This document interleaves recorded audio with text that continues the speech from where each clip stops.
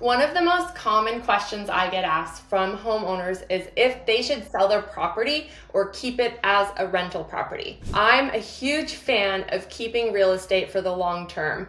I don't know anyone yet that has regretted keeping real estate. They've only regretted selling it. You probably have a friend or a parent, grandparent who regrets selling that house, on 123 Banana Street, and they drive by it all the time. And it's kind of a depressing drive by because you think, oh gosh, if I kept that property, it would be worth $1 million now, right?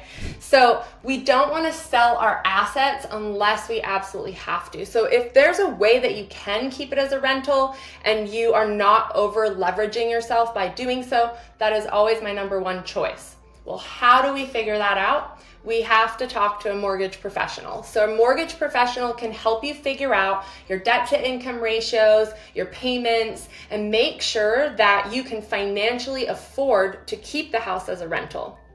So that would be step one. Is it even an option for you? And you will talk to a mortgage professional for that. I can help connect you to our mortgage partner here at Evergreen Real Estate Partners, and you can find out if it's an option for you to keep it or do you have to sell it in order to make your next move. If it is an option to keep it as a rental, you have to factor in a few other things. So you'll want to talk to either a property manager or someone that can get you the rental rates for your property to make sure that the numbers make sense. So if you've got a great interest rate and you bought when rates were low and your payment's a decent amount and rents are great in your area, here locally, I've got a couple of rental properties ourselves and they cash flow very nicely. There's an extra amount of cash flow that we can set aside for any vacancy or maintenance needs that we might have. So you just want to talk and consult with your mortgage lender, property manager, and probably your real estate agent to find out if you did sell, what would you net? And then you can kind of compare and contrast to the numbers that you're getting from your property manager and your mortgage professional to see if it just makes financial sense for you to do it. There are some risks with having rental properties. So obviously you'll have tenants in there and hopefully they will be good tenants and they will pay you rent and they will take good care of your property.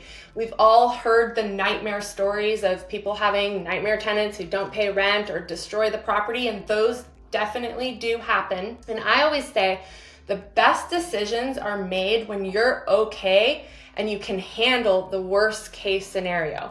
If that would be detrimental to you to have to fix the property, replace all the carpets and paint and appliances, if you can't afford that, then it might not make sense at this time for you to be a landlord. If you can put some money aside as a contingency, as an emergency fund, and that wouldn't cripple you financially if that were to happen, in the unlikely event that it happens, then it's a viable option for you.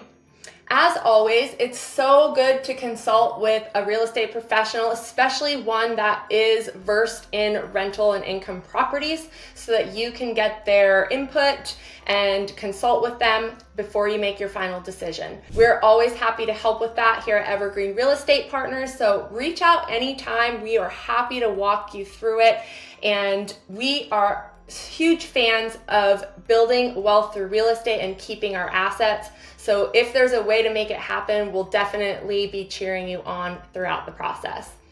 As always, reach out anytime for any questions. My name's Jacqueline Smith with Evergreen Real Estate Partners.